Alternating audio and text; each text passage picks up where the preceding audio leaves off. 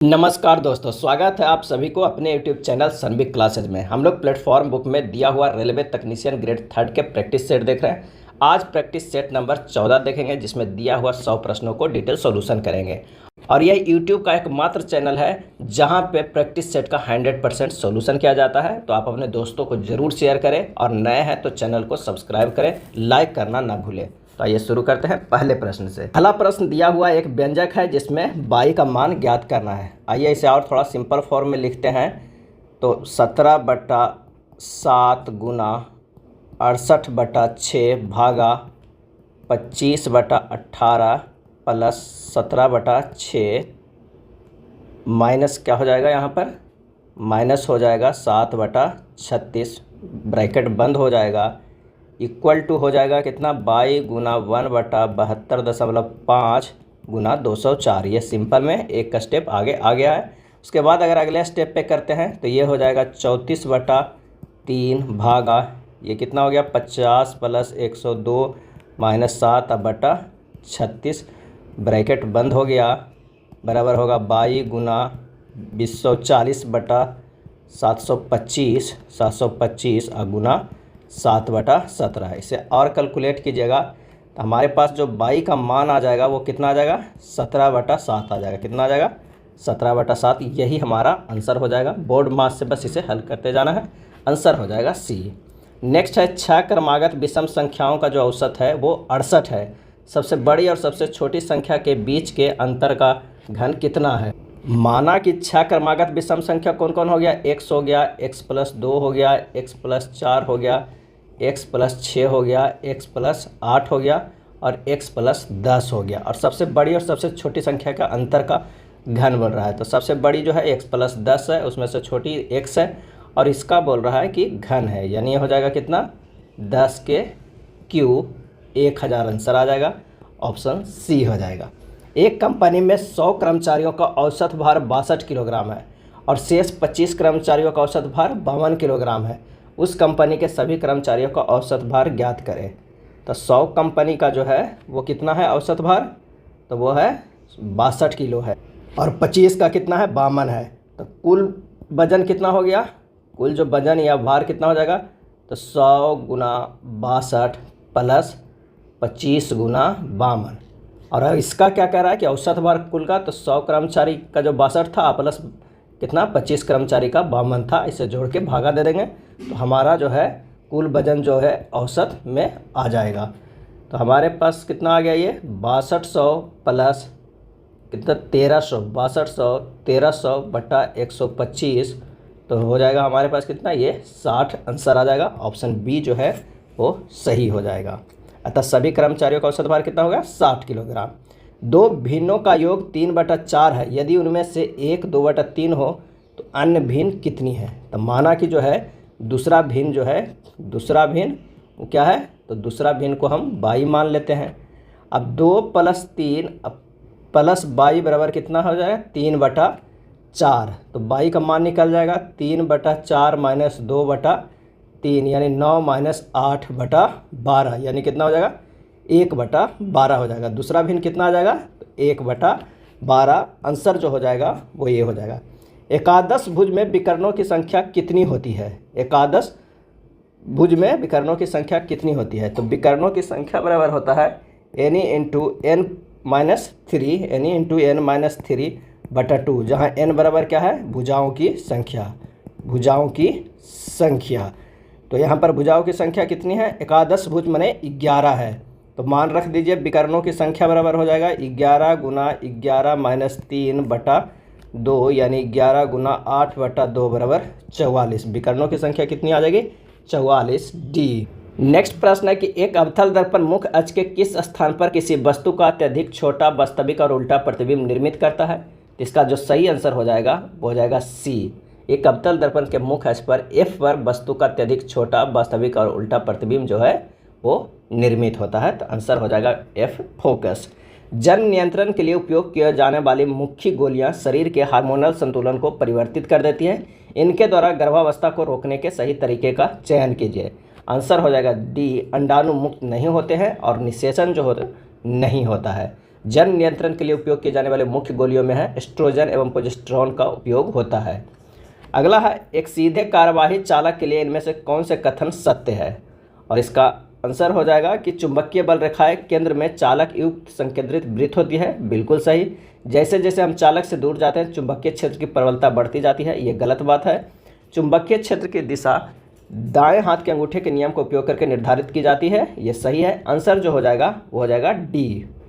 Next प्रश्न है कि निम्न में से कौन अवक्षेपण अभिक्रिया है? और इसका सही आंसर हो जाएगा सी, CuSO4 + BaCl2 BaSO4 CuCl2। अधिकांश अवक्षेपण अभिक्रियाएं उभय अभय अपघटन अभिक्रियाओं के उदाहरण होता है। अवक्षेपण अभिक्रियाओं में बर्तन के तलहटी में कुछ पदार्थ अवक्षेप के रूप में जमा हो जाता है। अगला है, निम्नलिखित में किस चरण के दौरान रक्त द्वारा धमनी की भित्तियों पर प्रकुंचित रक्त दाब आरोपित किया जाता है? किस चरण के दौरान रक्त द्वारा धमनी की भित्तियों पर प्रकुंचित रक्त दाब आरोपित किया जाता है? और इसका सही जो आंसर हो जाएगा ऑप्शन बी, निलय के संकुचन। दायां निलय में फुफ्फुस धमनी निकलकर फेफड़ों में पहुंचती है। दायां निलय से फुफ्फुस धमनी निकलकर फेफड़ों में पहुंचती है, जिसमें अनॉक्सीकृत रुधिर प्रवाहित होती है। और बायां निलय से बड़ी रुधिर नलिका निकलती है, जिसे महाधमनी कहते हैं। महाधमनी शरीर के विभिन्न भागों में ऑक्सीकृत रक्त प्रवाहित करता है। मानव हृदय का सबसे मोटा भाग बाएं निलय की भित्ति होती है। अगला है, कार्यफलन एक प्रकार की ऊर्जा है जिसकी आवश्यकता निम्न में से किसमें होती है? और इसका सही आंसर हो जाएगा सी, धातु के ऊपरी परत के ठीक बाहर इलेक्ट्रॉन को निष्कासित करने में। यदि धातु की सतह पर निश्चित ऊर्जा आघात करता है तो वह इलेक्ट्रॉन का उत्सर्जन करने लगता है। उत्सर्जित इलेक्ट्रॉन का उत्सर्जन करने लगता है। उत्सर्जित इलेक्ट्रॉन फोटो इलेक्ट्रॉन कहलाता है तथा यह प्रभाव प्रकाश विद्युत प्रभाव कहलाता है। इसका एक फार्मूला भी होता है, HV = HV0 + ½ mv²। अगला है, 10 kg द्रव्यमान की एक वस्तु तथा 20 kg द्रव्यमान की एक दूसरी वस्तु के बीच की दूरी 5 मीटर है। इनके बीच लगने वाले गुरुत्वाकर्षण बल क्या होगा? जहाँ G का मान दिया हुआ है, तो जो गुरुत्वाकर्षण बल Fg बराबर होता है Gm1m2/r² होता है।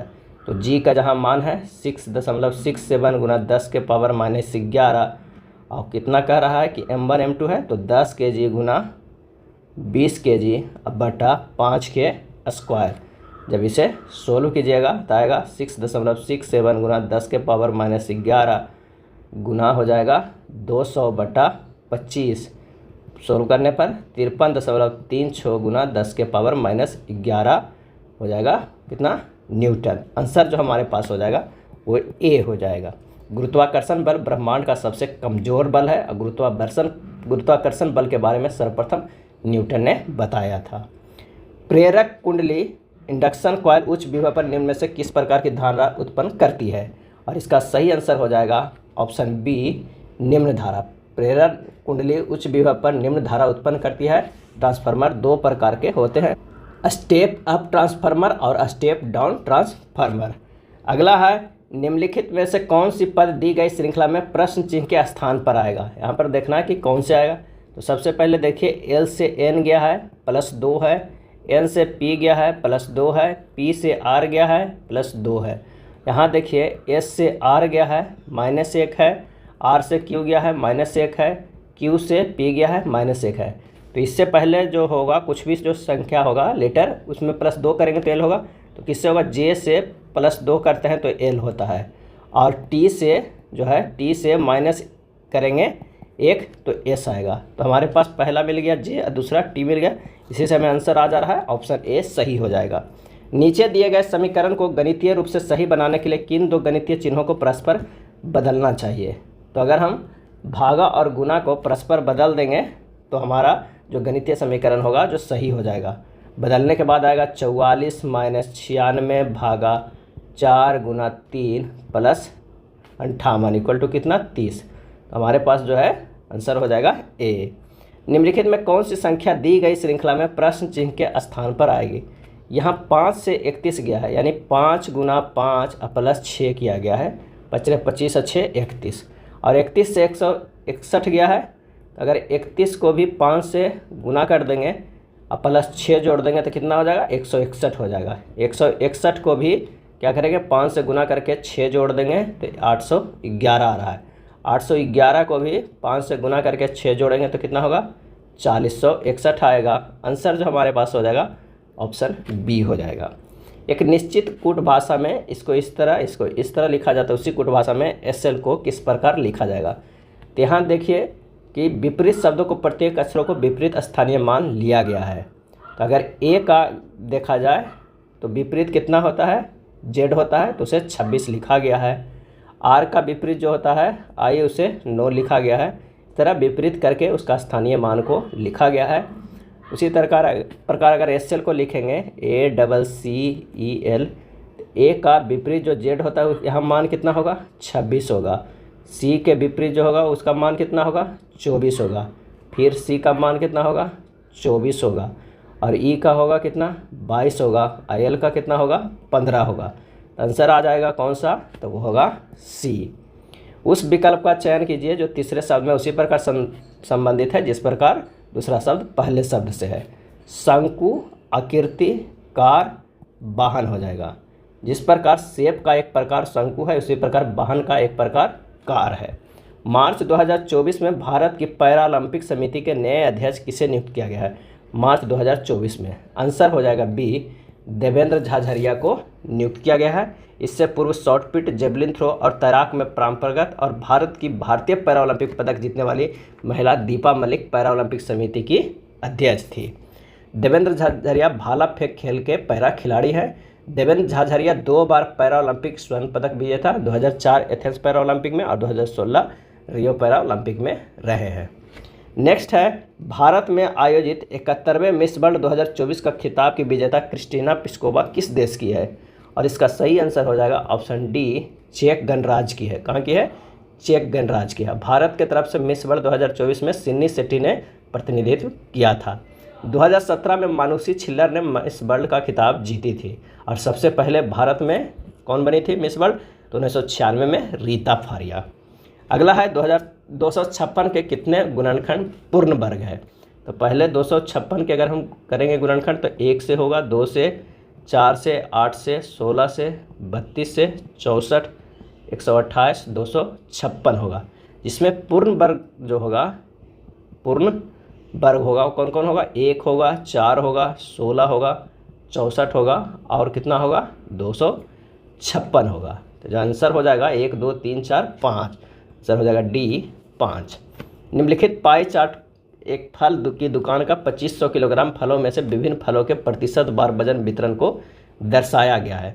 अब कह रहा फल की दुकान पर केले और संतरे के वजन में क्या अंतर है। केले और संतरे का, केला का कितना है 15% और संतरा का कितना है 11% है। तो अंतर की अगर हम बात करें अंतर का, तो टोटल जो है 25 kg है, उसमें से 15% है केला के और 11% है संतरा के, बटा 100 कर देंगे तो आ जाएगा 2500 गुना 4/100 बराबर 100 kg हो जाएगा। कितना हो जाएगा 100 kg। आंसर जो हो जाएगा वो होगा डी। निम्नलिखित को सरल करें, निम्नलिखित को सरल करें। cos x minus √3 sin x बटा 2, जब इसे सोल्व कीजिएगा तब 1/2 cos x minus √3/2 sin x हो जाएगा। इसे लिख सकते हैं cos π/, कितना 3, 1/2 को into cos x minus sin π/3 into sin x। तो ये हो जाएगा cos π/3 प्लस x, यानी cos a प्लस b में ये तोड़ के ये ऊपर वाला लिखा गया है। तो आंसर जो हमारे पास हो जाएगा वो हो जाएगा सी। अगला प्रश्न है k माइनस के कॉट स्क्वायर 30 डिग्री बटा 1 प्लस कॉट स्क्वायर 30 डिग्री बराबर साइन स्क्वायर 60 डिग्री प्लस 1 टाइन स्क्वायर 45 डिग्री 4 टाइन square 45 degree minus cosec square 60 degree है। तो k का मान दशमलव के बाद 2 अंक तक ज्ञात कीजिए। तो चलिए यहाँ पर सबका मान रख दीजिए, साइन 60 डिग्री कॉट 30 डिग्री सभी का मान।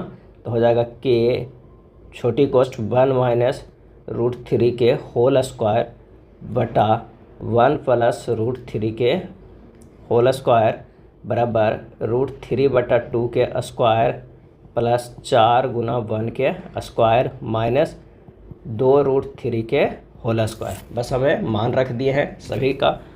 उसके बाद सोल्व करेंगे तो ये हो जाएगा k इंटू 1 माइनस 3 बटा 1 प्लस 3 बराबर 3/4 प्लस 4 माइनस 4 बटा ये 3 आ जाएगा। ये हो जाएगा -2k बटा 4 बराबर 9 प्लस 48 माइनस 16 बटा 12, तो -k बटा 2 बराबर 41 बटा 12, तो k बराबर हो जाएगा -41 बटा 6 बराबर -6.83। आंसर ऑप्शन जो हो जाएगा वो बी हो जाएगा।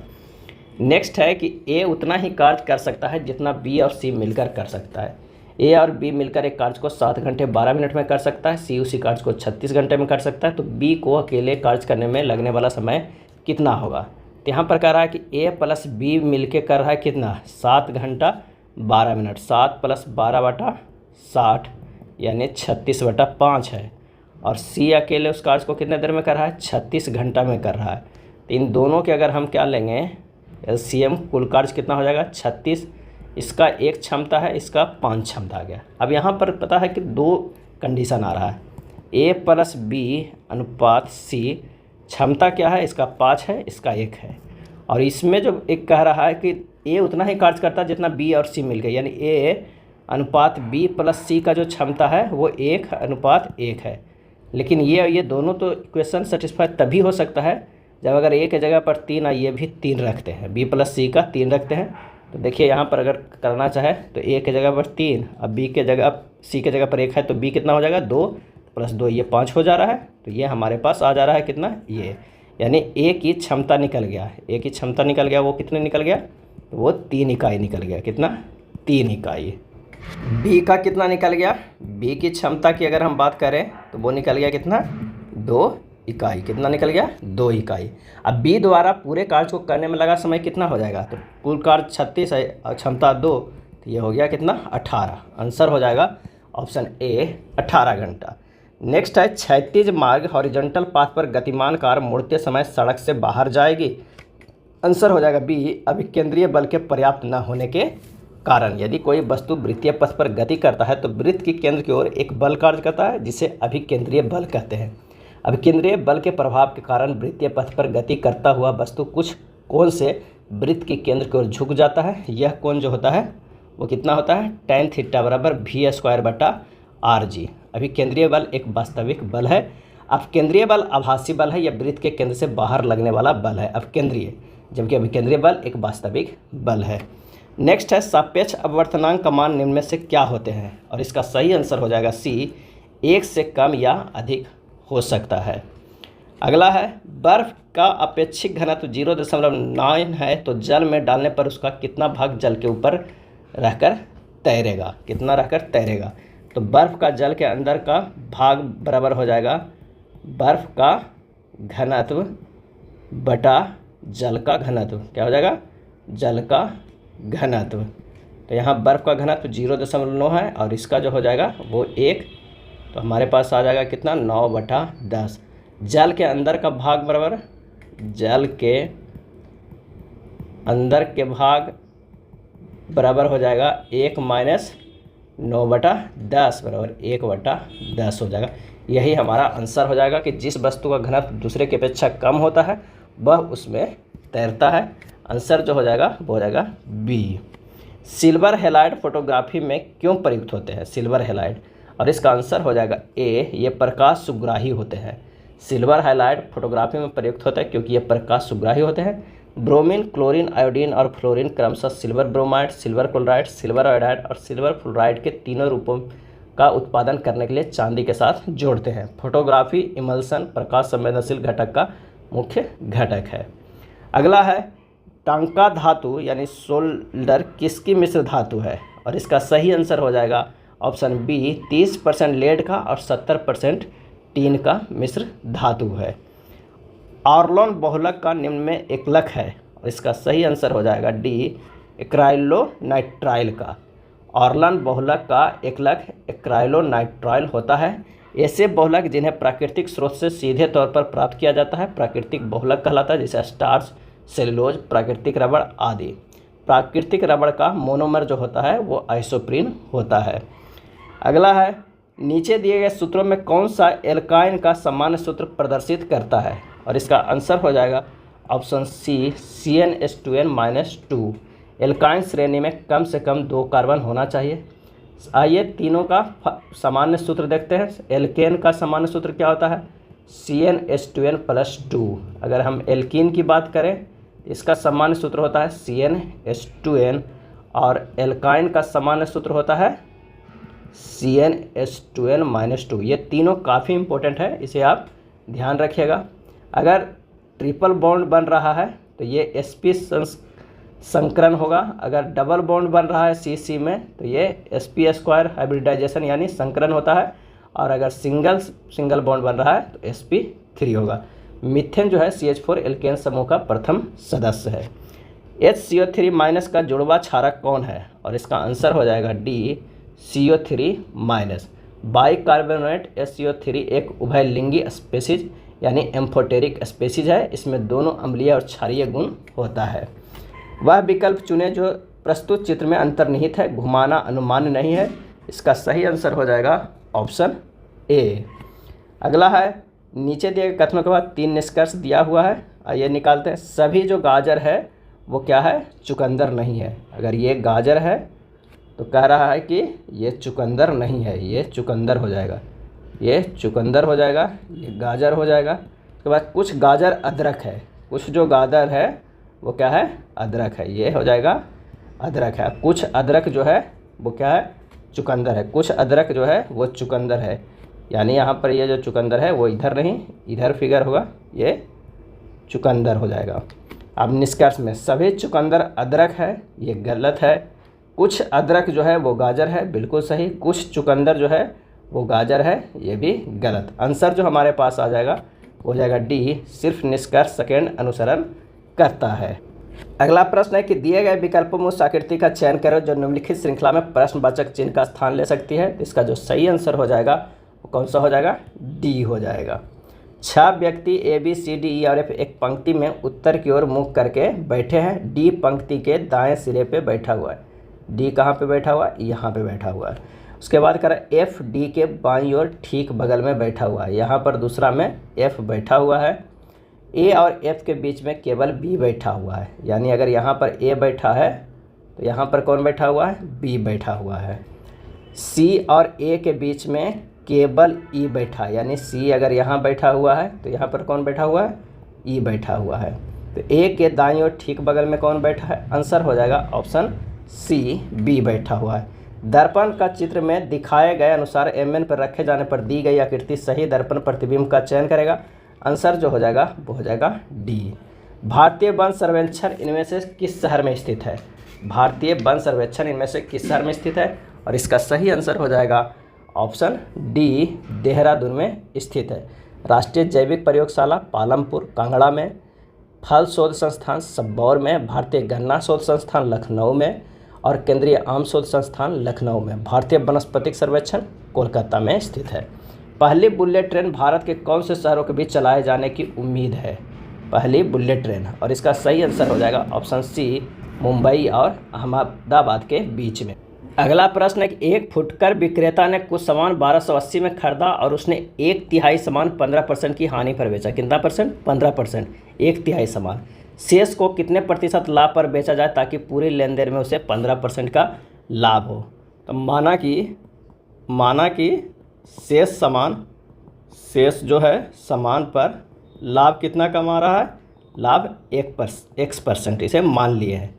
अब प्रश्न में कह रहा था कि 1/3 का माने 1/3 सामान अगर बेचता है कितना हुआ? 1280 रुपया का, उस पर 15% के वो हानि होता है, इसलिए ये माइनस लिखे, प्लस वो लाभ कितना कमाएगा, यानी 1 - 1/3 जो बचा हुआ सामान है कितने का खरीदा था? 1280 का, उस पर X% जो लाभ कमाएगा। तो हमारे पास टोटल ये दोनों को जोड़ के कितना होना चाहिए? 1280 रुपया का 15% जो है वो लाभ होना चाहिए। हमारे पास ये पूरा आ गया। अब इसी को बस सोल्व कर देना है। जब इसे अगले स्टेप में करेंगे तो ये हो जाएगा 1280 कॉमन हो गया, माइनस 1/3 का 15% प्लस 2/3 का क्या हो जाएगा? X% बराबर हो जाएगा 1280 गुना 15% हो जाएगा। जब इसे सोल्व कीजिएगा आगे तो -5 प्लस 2x/3 बराबर 15 हो जाएगा। तो 2x/3 बराबर 15 प्लस 5 हो जाएगा। x बराबर हो जाएगा कितना?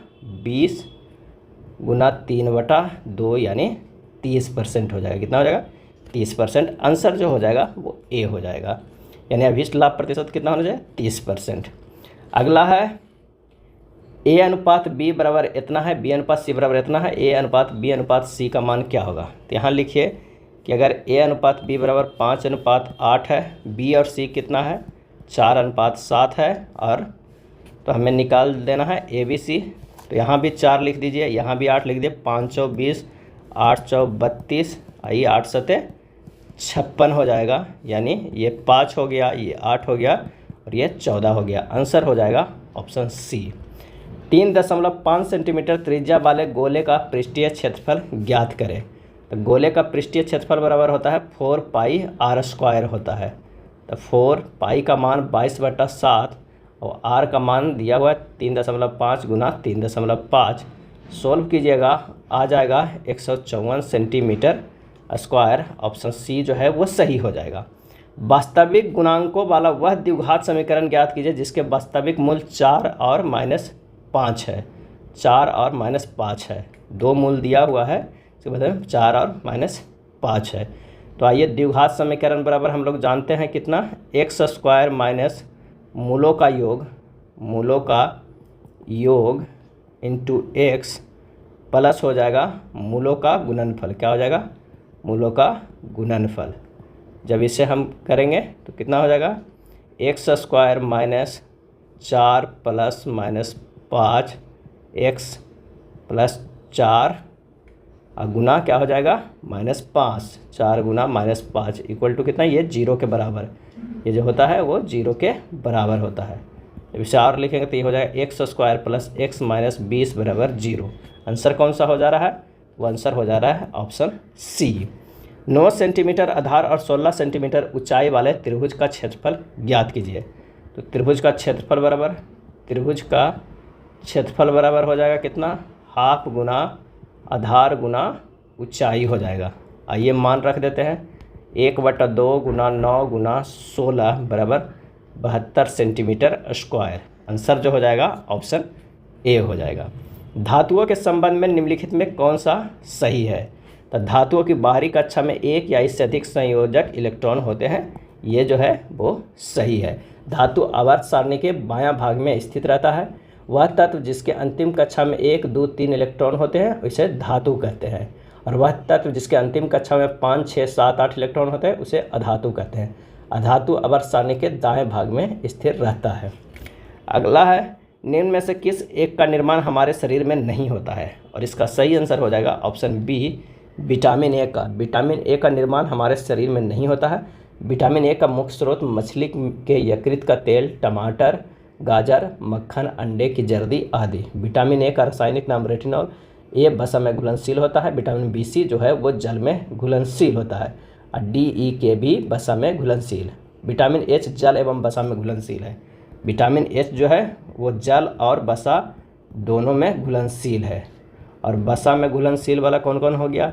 ए, डी, ई और के। जल में घुलनशील वाला कौन कौन हो गया? तो बी और सी। ये ध्यान रखिएगा, काफ़ी इंपॉर्टेंट है। गोल्डन धान किसका एक अच्छा स्रोत है? और इसका सही आंसर हो जाएगा ऑप्शन सी, विटामिन ए का। सुनहरा चावल, गोल्डन चावल ऑरेंजिया सेंटिवा चावल का एक किस्म है। सुनहरे चावल का निर्माण 2 बीटा कैरोटीन बायोसिंथेसिस जीन युक्त चावल के रूपांतरण के द्वारा किया गया है। अगला है, लैक्टोज के जल अपघटन से क्या प्राप्त होता है? और इसका आंसर हो जाएगा A, glucose plus galactose. Glucose plus galactose. Lactose के जल अपघटन से ग्लूकोज प्लस ग्लैक्टोज प्राप्त होता है। अग्नाशय रस से ट्रिप्सिन, एमाइलेज, लाइपेज और न्यूक्लियोपेज जो होता है नामक एंजाइम पाए जाते हैं। अगला है, काला ज्वार के लिए उत्तरदायी जीवों की उत्पत्ति का मुख्य कारण क्या है? काला ज्वार के लिए उत्तरदायी जीवों की उत्पत्ति का मुख्य कारण क्या है? इसका सही आंसर हो जाएगा बी, अधोमुखी युग्मक विखंडन। काला ज्वार जो है एक संक्रमण बीमारी है जो परजीवी लिस्मेनिया डोनोबानी के कारण होता है। काला ज्वार का परजीवी बालू मक्खी के द्वारा फैलता है। बालू मक्खी कम रोशनी वाली और नम जगहों जैसे कि मिट्टी की दीवारों की दरारें, चूहे के बिलों तथा नम मिट्टी में रहती है। नेक्स्ट प्रश्न है कि क्षय रोगी टीबी का परीक्षण टेस्ट हेतु विशिष्ट परीक्षण है, और इसका सही आंसर हो जाएगा ऑप्शन डी, मोन्टेक्स टेस्ट। क्षय रोगी के लिए कौन सा टेस्ट होता है, तो वो होता है मॉन्टेक्स टेस्ट। और जो बिडाल टेस्ट है वो टाइफाइड के लिए यूज होता है। साल्मोनेला टाइफिस से साल्मोनेला टाइफिस से टाइफाइड रोग होता है। और एड्स की जांच के लिए एलिसा टेस्ट का उपयोग किया जाता है। अगला है बाह्य केंद्र के जीन कहाँ पाए जाते हैं। बाह्य केंद्र के जीन कहाँ पाए जाते हैं, सही आंसर हो जाएगा ए, क्लोरोप्लास्टा तथा माइटोकॉन्ड्रिया में। कोशिका भित्ति के कारण पादप कोशिका एवं जंतु कोशिका में अंतर पाया जाता है। कोशिका भित्ति सिर्फ पादप कोशिका में पाया जाता है और कोशिका भित्ति सेलुलोज की बनी होती है। नेक्स्ट है, किसी चुंबकीय क्षेत्र में स्थित एक सीधे धारावाही चालक पर आरोपित बल से संबंधित निम्न कथनों पर विचार कीजिए और बताइए कि कौन सा सही है। तो चुंबकीय क्षेत्र की दिशा उलटने पर भी बल की दिशा समान रहती है, ये गलत है। बल की दिशा फ्लेमिंग के बाएं हाथ के नियम का उपयोग करके निर्धारित की जाती है, ये सही है। आंसर जो हो जाएगा वो हो जाएगा ऑप्शन डी। फ्लेमिंग के बाएं हाथ का नियम मोटर के कार्य पद्धति को बताता है और ये बाएं हाथ के नियम के अनुसार बाएं हाथ के अंगूठे, तर्जनी और मध्यमा को फैलाने पर मध्यमा जो है वो विद्युत धारा की दिशा, तर्जनी चुंबकीय क्षेत्र की दिशा बताता है, तो अंगूठा की दिशा आरोपित बल की दिशा होती है। अगला है, एक ही पासे के दो अलग अलग स्थितियों को दर्शाया गया है जिस पर एम से आर तक के वर्णाक्षर बने हैं। पी दर्शाने वाले फलक के विपरीत फलक स्थित वर्णाक्षर ज्ञात हमें करना है। तो देखना होगा कि यहाँ पर जो है क्यू आर और क्यू आर दो जो है हमारे पास है उभयनिष्ठ है, तो पी के विपरीत कौन हो जाएगा, एम हो जाएगा। पी के जो है अपोजिट के कौन सा हो जाएगा, तो आंसर हमारे पास हो जाएगा एम। अगर डाइस का बेहतरीन वीडियो देखना चाहते हैं तो लिंक डिस्क्रिप्शन में दिया हुआ है, सनबिक मैथ्स पे है, काफ़ी अच्छा है। आप सारे प्रश्न को मात्र 2 सेकंड में हल करना सीख जाइएगा। एक बार जाकर जरूर विजिट कीजिए और चैनल को सब्सक्राइब भी कीजिए। नेक्स्ट है, ए माइनस बी का अर्थ है ए बी की बहन है। एक ब्लड रिलेशन का प्रश्न है, आइए इसे सोल्व करते हैं। कह रहा है प्रश्न के कि बाई गुना एम, यानी बाई जो है वो पति पत्नी है, बाई और एम जो है पति पत्नी है। एम और टी में क्या रिलेशन है, तो एम बहन है किसकी, एम बहन है टी की है। टी और जेड में कह रहा है कि टी बहन है किसकी, जेड की। और जेड और एल में है तो जेड बेटा है किसका, तो वो बेटा है एल का। और एल गुना यू कर रहा है, यानी एल और यू जो है वो पति पत्नी है। तो रिलेशन पूछ रहा है यू और बाई में क्या है, यू और बाई में क्या है। तो इस आरेख से स्पष्ट हो रहा है कि यू जो है वो बाई की सास है। बाई की क्या हो जाएगी, ये सास हो जाएगा। ऑप्शन जो हमारे पास हो जाएगा वो सी हो जाएगा। निम्नलिखित में कौन सा वेन आरेख दिए गए वर्गों के बीच के संबंधों को सर्वोत्तम ढंग से दर्शाता है। मेज लकड़ी के समान, कुर्सियाँ, तो लकड़ी के सामान से मेज भी बनता है और कुर्सियाँ भी। इसका जो आंसर हो जाएगा वो कौन सा हो जाएगा, वो होगा डी। नीचे 4 संख्या युग्म दिए गए हैं जिनमें से 3 किसी संदर्भ में एक समान है, उनमें से एक असंगत है। असंगत संख्या के युग्म को चुनना है। तो यहाँ पर देखिए कि 7 है 143 है। अगर 7 गुना 7 प्लस 7 गुना 3 कर देते हैं तो कितना होगा, 7 21 गुना 7 कितना होगा, 147 हो जाएगा। 12 432 को लिखते हैं 12 गुना 3 तो 36 और 36 गुना 12 कितना होगा, 432। 8 और 192 के देखेंगे तो 8 गुना 8 प्लस 3 ये हो जाएगा 132। अगर 13 को इसी तरह करेंगे 13 गुना 3 तो क्या हो जाएगा, ये 13 गुना 13 से 16 हो जाएगा। तो 13 गुना 16 हमारे पास कितना हो जाएगा, 16 कहते हैं 39 हो जाएगा, सॉरी 13 गुना 39 कितना हो जा रहा है, 507 हो जा रहा है, जो कि 500 छो दिया हुआ है। तो हमारा जो असंगत है वो बी हो जाएगा। दी गई आकृति में कितने त्रिभुज है, इसका सही आंसर हो जाएगा ए, 11 त्रिभुज है इस आकृति में। विश्व स्वास्थ्य दिवस कब मनाया जाता है, तो विश्व स्वास्थ्य दिवस जो है वो 7 अप्रैल को मनाया जाता है। ऑप्शन सी हो जाएगा। विश्व स्वास्थ्य दिवस WHO की स्थापना जो है वो 7 अप्रैल 1948 ईस्वी को किया गया था। पृथ्वी दिवस 22 अप्रैल को मनाया जाता है और अंबेडकर जयंती 14 अप्रैल को मनाया जाता है। राष्ट्रीय पर्यटन दिवस 25 जनवरी को मनाया जाता है। अंतर्राष्ट्रीय शिक्षा दिवस 24 जनवरी को मनाया जाता है। कौन सा अनुच्छेद वित्त आयोग के गठन से संबंधित है, और इसका सही हो जाएगा ऑप्शन बी। अनुच्छेद 280 जो है वो वित्त आयोग के गठन से संबंधित है। वित्त आयोग का गठन का अधिकार जो है राष्ट्रपति की है। वित्त आयोग में राष्ट्रपति द्वारा एक अध्यक्ष एवं 4 अन्य सदस्य नियुक्त करते हैं। अगला प्रश्न है कि किसी वस्तु को उसके विक्रय मूल्य के 9/16वें वे मूल्य भाग में बेचने पर व्यापारी को 25% की हानि होती है। यदि उस वस्तु को उसके वास्तविक विक्रय मूल्य से 15% कम पर बेचा जाए तो लाभ प्रतिशत क्या होगा। तब माना कि जो क्रय मूल्य है वो क्या करते हैं 100 मान लेते हैं। अब वास्तविक विक्रय मूल्य गुना 9/16 तो हो जाएगा 100 - 25 यानी कितने रुपया में, तो 75 रुपया में। तो वास्तविक विक्रय मूल्य जो होगा, वास्तविक विक्रय मूल्य हो जाएगा वो कितना 75 गुना 16/9 यानी कितना आ जाएगा 400/3। क्या हो जाएगा 400/3। उसके बाद कह रहा है कि नया विक्रय मूल्य क्या हो जाएगा, नया विक्रय मूल्य, क्योंकि 15% कम पर उसे बेचना है तो हो जाएगा 400/3 गुना 100 - 15/100 ये हो जाएगा कितना, तो ये हो जाएगा 400/3 गुना 85/100 340/3 बराबर 113.1/3 रुपया आ जाएगा नया विक्रय मूल्य। तो लाभ परसेंट बराबर कितना हो जाएगा, तो लाभ हो जाएगा 13.1/3% क्योंकि क्रय मूल्य 100 रुपया था। आंसर हो जाएगा ऑप्शन सी।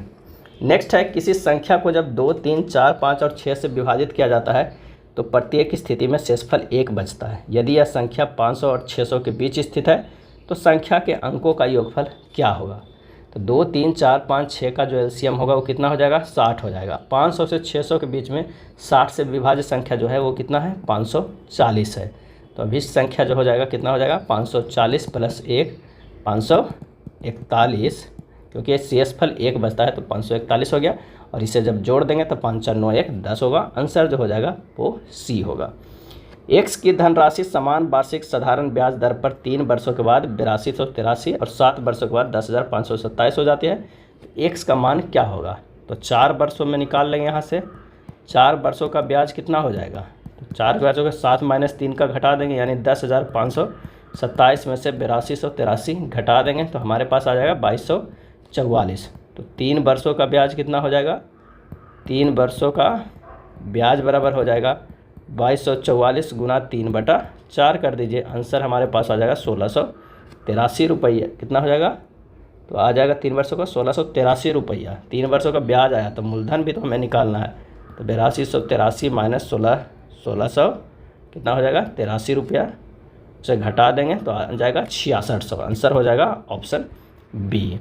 नेक्स्ट है 8100 की राशि पर 1.1/4 वर्षों के लिए 8% प्रति वर्ष की दर से चक्रवृद्धि ब्याज क्या होगा, जबकि ब्याज प्रति 5 माह पर संयोजित किया गया हो। तो यहाँ पर जो है वो क्या है, P जो दिया हुआ है वो 8100 दिया हुआ है, T जो दिया हुआ है 5/4 दिया हुआ है वर्ष, यानी 5/4 गुना 12 कितना हो गया 15 माह हो गया। तो 5 माह संयोजित है, 5 माह संयोजित है क्या है ब्याज। तो हमारे पास ये कितना हो जाएगा T बराबर 3 वर्ष, क्योंकि 5 या 15 ये 3 वर्ष हो जाएगा। R जो है वो कितना हो जाएगा 8 गुना 5/12 यानी 10/3% हो जाएगा। तो यहाँ से हमें निकल जाएगा CI कितना P × 1 + R/100 के पावर n-1 करके निकाल दीजिए।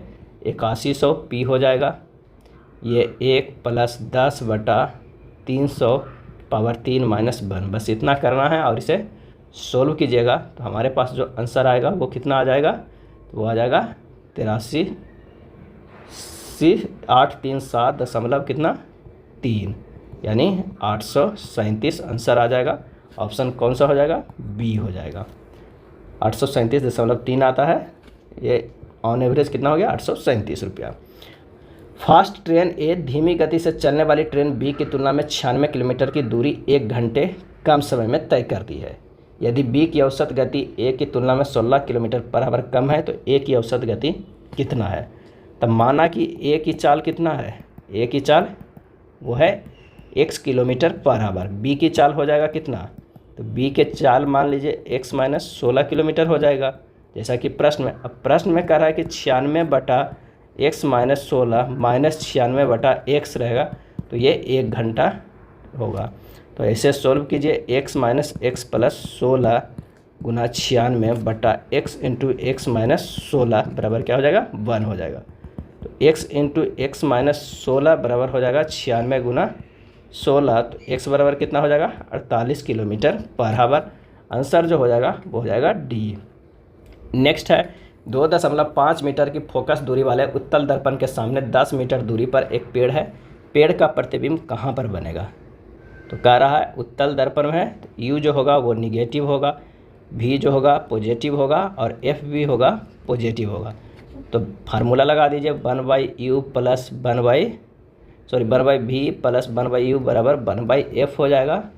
तो 1/v बराबर हो जाएगा 1/f माइनस 1/u, मान रख लीजिए 1/2.5 माइनस 1/10 बराबर, इसे सोल्व कीजिएगा 4 + 1/10 बराबर 5/10। तो v बराबर होगा 10/5 बराबर 2 मीटर। कहाँ भी तो वो है दर्पण के पीछे बनेगा। आंसर जो हो जाएगा ए हो जाएगा।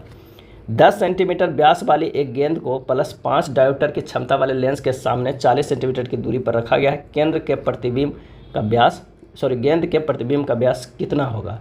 तो गेंद का जो व्यास है वो कितना है, 10 सेंटीमीटर है। लेंस की क्षमता P जो है +5 डायोप्टर है। तो F कितना आ जाएगा, 100/5 आ जाएगा। 100 इसलिए लिखें क्योंकि ये सेंटीमीटर, तो हो जाएगा 20 सेंटीमीटर। अब वस्तु की दूरी W बराबर कितना है, -40 सेंटीमीटर हो जाएगा। तो फार्मूला है 1/f बराबर 1/v माइनस 1/u है, माने W नहीं u है, ये है u बराबर -40 सेंटीमीटर है। तो f के जगह पर 1/20 बराबर 1/v माइनस 1/40। तो यहाँ से 1/v निकल जाएगा कितना, 1/20 माइनस 1/40। तो 1/v बराबर हमारे पास जो आ जाएगा वो कितना आ जाएगा, 2 माइनस 1/40। v बराबर हो जाएगा 40, क्या होगा वो हो जाएगा सेंटीमीटर, क्या हो जाएगा 40 सेंटीमीटर। अब आवर्धन निकालना है कि m बराबर जो होता है v/u यानी h1/h0। v भी 40 है और u भी 40 है। तो हमारे पास h1/h0 कितना है, 10 सेंटीमीटर है। तो हमारे पास h1 बराबर कितना आ जाएगा, 10 सेंटीमीटर। आंसर जो हो जाएगा ऑप्शन सी हो जाएगा। अगला है एक 4 सेंटीमीटर ऊंची सुई को 30 सेंटीमीटर फोकस दूरी वाले अवतल लेंस के सामने 45 सेंटीमीटर की दूरी पर रखा जाता है। सुई की प्रतिबिंब की ऊंचाई कितनी होगी। तो सुई की ऊंचाई जो है वो 4 सेंटीमीटर है, एफ दिया हुआ है -30 सेंटीमीटर और यू दिया हुआ है -45 सेंटीमीटर। यहाँ से 1/f बराबर 1/v माइनस 1/u के फार्मूला लगा दीजिए। 1/-30 बराबर 1/v माइनस 1/-45। तो v बराबर हो जाएगा -18 सेंटीमीटर। m बराबर होता है v/u बराबर h1/h0 यानी 18/45 बराबर h1/4 हो जाएगा। तो h1 बराबर कितना हो जाएगा, 1.6 सेंटीमीटर। आंसर जो हो जाएगा ऑप्शन बी हो जाएगा। एक लंबी धारावाही सीधी परिनालिका के अंदर चुंबकीय क्षेत्र की प्रबलता कितनी होती है, और इसका सही आंसर हो जाएगा वो हो जाएगा बी, परिनालिका के अंदर सभी बिंदुओं पर जो होता है वो एक समान होता है। नेक्स्ट है प्रति अम्लों के बारे में इनमें से कौन सा कथन सही नहीं है, प्रति अम्लों के बारे में, और इसका सही आंसर होगा बी, प्रति अम्ल प्रबल अम्ल होते हैं, ये सही नहीं है। प्रति अम्ल सामान्यतः अतिरिक्त जठराम्ल को उदासीन करने के लिए उपयोगी होते हैं। यह पेट के उदासीन बनाने में उपयोग होता है, यह किसी भी प्रकार के अपच या पेट में जलन को दूर करने में उपयोगी होता है, और इसका उपयोग अल्सर तथा नॉन अल्सर डिस्पेसियो की चिकित्सा में होती है। कार्बन यौगिकों की किसी भी समजातीय श्रेणी में कौन सा गुण बढ़ते आणविक द्रव्यमान के साथ क्रमबद्धता ग्रेडेशन नहीं दर्शाता है, और इसका आंसर हो जाएगा ऑप्शन सी, दहन। कौन होता है, जो दहन नहीं दर्शाता है। समजातीय श्रेणी में यौगिकों की एक श्रेणी होती है जिसमें यौगिकों की एक ही समान सूत्र द्वारा प्रदर्शित की जाती है। अगला है आधुनिक आवर्त सारणी में टेलुरियम यानी परमाणु क्रमांक 52 निम्न में से परमाणु क्रमांक वाले तत्वों से घिरा हुआ है, और इसका आंसर हो जाएगा बी, 34, 51, 53, 54। 34, 51, 53 जो है वो 54 से घिरा हुआ है। अगला है दी गई अभिक्रिया पर विचार कीजिए कि I + PbNO3 को होल ट्वाइस 2KNO3 + PbI2 यह खाली स्थान का उदाहरण है। आंसर जो हो जाएगा ऑप्शन डी, द्विविस्थापन अभिक्रिया के ये उदाहरण है। इसमें 2 बार आयनों का विस्थापन होता है। कितने बार, 2 बार होता है। अगला है दिए गए पैटर्न को ध्यानपूर्वक अध्ययन कीजिए और वह संख्या चुनें जो इसमें प्रश्न चिन्ह के स्थान पे आ सकता है। तो यहाँ पर पैटर्न देखते हैं कि 3 के अगर स्क्वायर करते हैं और +4 करते हैं तो 3 × 9 = 4, 13 ये हमारे पास आ जा रहा है। 6 के स्क्वायर 36 से +31 करेंगे तो 68 हो जाएगा। 5 का स्क्वायर 25 प्लस 20 करेंगे तो क्या हो जाएगा 45 आ जाएगा। ऑप्शन जो हमारे पास है वो सी आ जाएगा। दी गई चित्रों को केवल एक बार उपयोग करके 3 समूह बनाए जा सकते हैं। ये समूह कौन कौन होगा? तो इसका आंसर जो हो जाएगा वो हो जाएगा ए। 76 नंबर के दिए गए संबंधित शब्द के जोड़ों के आधार पर अनुपस्थित शब्द का चयन करें। यहाँ अनुपस्थित शब्द को चयन करना है। सी से -1 गया बी है, ओ से -1 गया है एन है, यू से -1 गया है टी है, एल से -1 गया है के है, डी से -1 गया है सी है।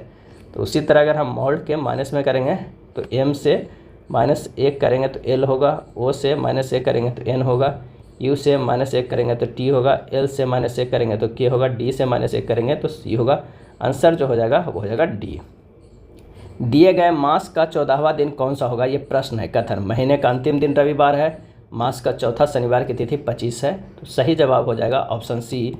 अकेला कथन 2 पर्याप्त है, जबकि अकेला कथन 1 जो है वो अपर्याप्त है। तो आंसर हो जाएगा कौन सा? सी। निम्नलिखित प्रश्न को पढ़ें और ज्ञात करें कि दिए गए तर्क में कौन सा तर्क प्रभावशाली है। क्या जीवन में सबसे अच्छी चीज़ें मुफ्त मिलती है? तर्क जीवन हमें बहुत पलों को मुफ्त में देता है और फिर भी हम इनमें से अधिकांश को व्यर्थ में जाने देते हैं। दूसरा, मुस्कान, दोस्त, परिवार, अच्छी बातें, अच्छी नींद और अच्छी यादें सभी मुफ्त है। इसका सही आंसर हो जाएगा बी। 1 और 2 दोनों जो है वो प्रभावशाली है।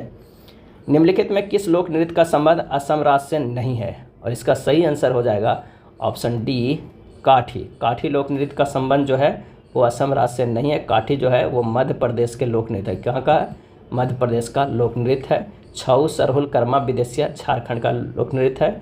और बिहू, चोंगली, नट पूजा ये सब जो है असम राज्य से संबंधित है। बृहदेश्वर मंदिर भारत के किस राज्य में स्थित है? सही जवाब हो जाएगा ऑप्शन सी, तमिलनाडु राज्य में स्थित है। इस मंदिर का निर्माण चोल सम्राट राजराज प्रथम ने करवाया था। बृहदेश्वर मंदिर को पारसी ब्राउन ने भारतीय वास्तुकला का निचोड़ कहा था। कोणार्क मंदिर सूर्यदेव के समर्पित है। इसका निर्माण गंग वंश के महान राजा नरसिंह वर्मा ने उड़ीसा के पुरी शहर में किया है। अगला है, किसी समद्विबाहु त्रिभुज का आधार और ऊंचाई क्रमशः 10 सेंटीमीटर, 12 सेंटीमीटर और है तो प्रत्येक बराबर भुजा की लंबाई क्या होगी? अब कह रहा है कि कोई एक समद्विबाहु त्रिभुज है जिसकी आधार और ऊंचाई क्रमशः कितना है? 10 सेंटीमीटर। तो ये हो जाएगा 10 सेंटीमीटर और ये जो ऊंचाई है वो कितना है? 12 सेंटीमीटर। अगर ये ए है, ये बी है, सी है और यहाँ पर जो हो जाएगा वो डी हो जाएगा।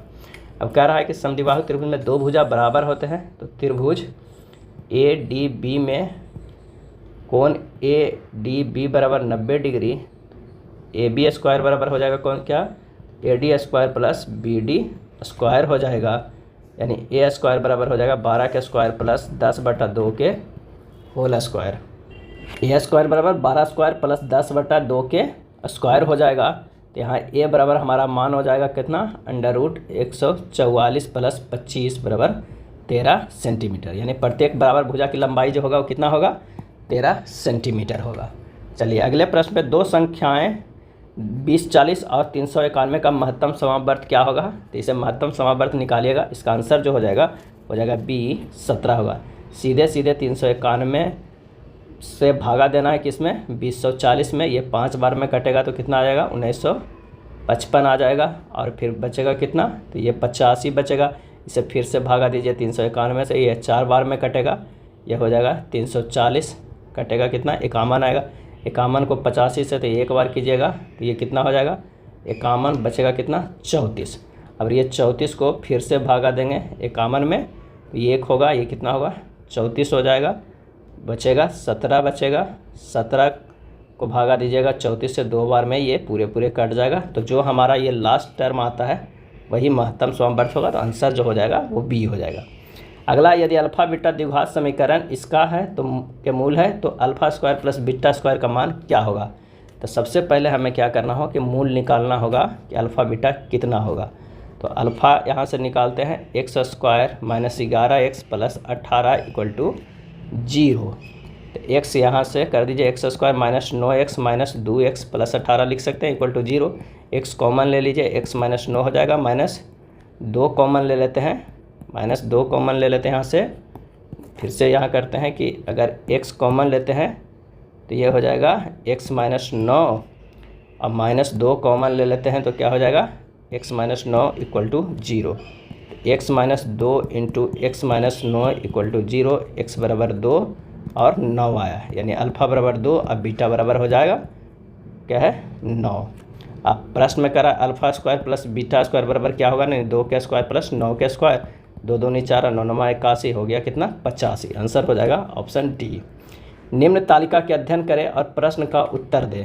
3 विषयों में आरव के कुल अंक तीनों विषयों में प्रणय के कुल अंकों के कितने प्रतिशत अधिक है। तो अभीष्ट प्रतिशत बराबर जो हो जाएगा, अभीष्ट प्रतिशत बराबर क्या हो जाएगा 74 प्लस 82 प्लस 72 माइनस हो जाएगा 59 प्लस 65 प्लस 66। अब बटा क्या हो जाएगा 59 प्लस 65 प्लस 66 गुना क्या हो जाएगा 100। जब इसे सोल्व करेंगे 228 माइनस 190 बटा 190 गुना 100 तो हो जाएगा 38 बटा 190 गुना 100 बराबर 20% हो जाएगा। आंसर कितना हो जाएगा 20% ए हो जाएगा।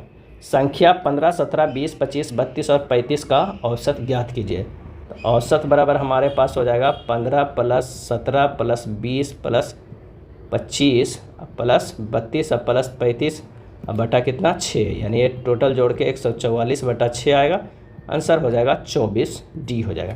किसी पदार्थ को रेडॉक्स अभिक्रिया में अपचयित कहा जाता है यदि वह, इसका सही आंसर हो जाएगा सी, हाइड्रोजन प्राप्त करता है या ऑक्सीजन खो देता है, रेडॉक्स अभिक्रिया में अपचयित कहा जाता है। निम्न में से किस रासायनिक यौगिक को संगमरमर मार्बल कहा जाता है। सही जवाब हो जाएगा ऑप्शन सी, कैल्शियम कार्बोनेट को। किसे कहा जाता है, तो कैल्शियम कार्बोनेट को कहा जाता है मार्बल या संगमरमर। कैल्शियम ऑक्साइड CaO को क्विक लाइम कहा जाता है और CaOH के होल ट्वाइस कैल्शियम हाइड्रोक्साइड के स्लैक लाइन कहा जाता है, लाइम कहा जाता है। और कैल्शियम ऑक्सीक्लोराइड CaOClCl को ब्लीचिंग पाउडर कहा जाता है। सोडियम क्लोराइड के जलीय विलयन के वैद्युत अपघटन के दौरान क्रमशः एनोड और कैथोड पर निम्न में से कौन सी गैसें उत्पन्न होती है।